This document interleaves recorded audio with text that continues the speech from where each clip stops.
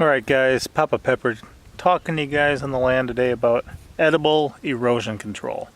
First of all, one thing we want to do is prevent unnecessary loss of land, of topsoil, of other things like that. So I'm sitting here right now on the edge of my property. You can see there's a deep line running along it, giving some distance from where I'm putting in my permanent perimeter fence to where the water runoff from the road comes. So all the water runoff from the road comes in these channels, cuts them deeper each year, and I took a lot of rocks and put them on the edge of it. First of all, one thing that does is when the water wraps around it, it actually creates additional erosion.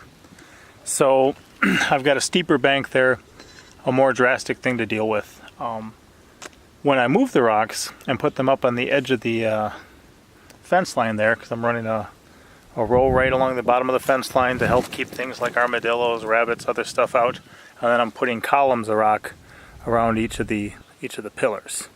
So I'm going to wrap those up with pillars of rock, and then right along the bottom.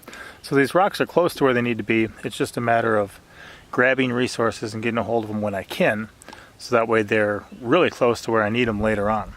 So what I'm doing today is, as I move these rocks, they leave some bare earth exposed. That's what you see right here underneath the rocks. I've got some creeping Charlie, which is an edible vining little low ground cover. I was first introduced to this by a provider and his wife up in Wisconsin. They use it for tea. It's got an incredible aroma, a very interesting plant, beautiful purple little flowers, and then kind of frilly little lily pad shaped leaves. I'm not sure if you guys can see that. I'll include some pictures too. And there's a few requirements for these guys to do really well. They're not exactly all being met here on the perimeter of my property. But I'm not exactly looking for this plant to thrive. I'm just looking for it to exist and serve a purpose. You can see the clumps of dirt hanging off of this. These guys, their roots, they spread really good.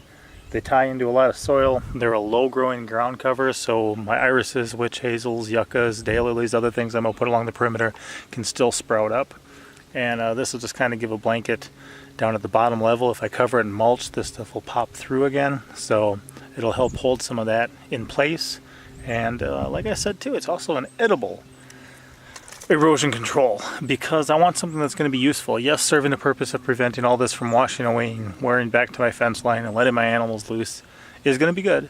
But if it's something that I can also eat, make into tea, that type of stuff, it's all the better for me. So got a whole bucket full right now. I've still got a lot of it available in a few different places.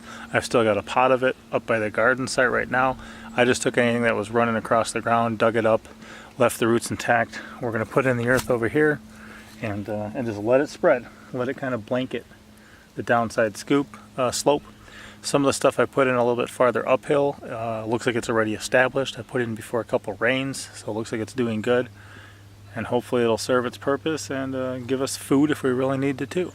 Definitely if things hit the fan, I would like to be able to continue to live and continue to have a food supply.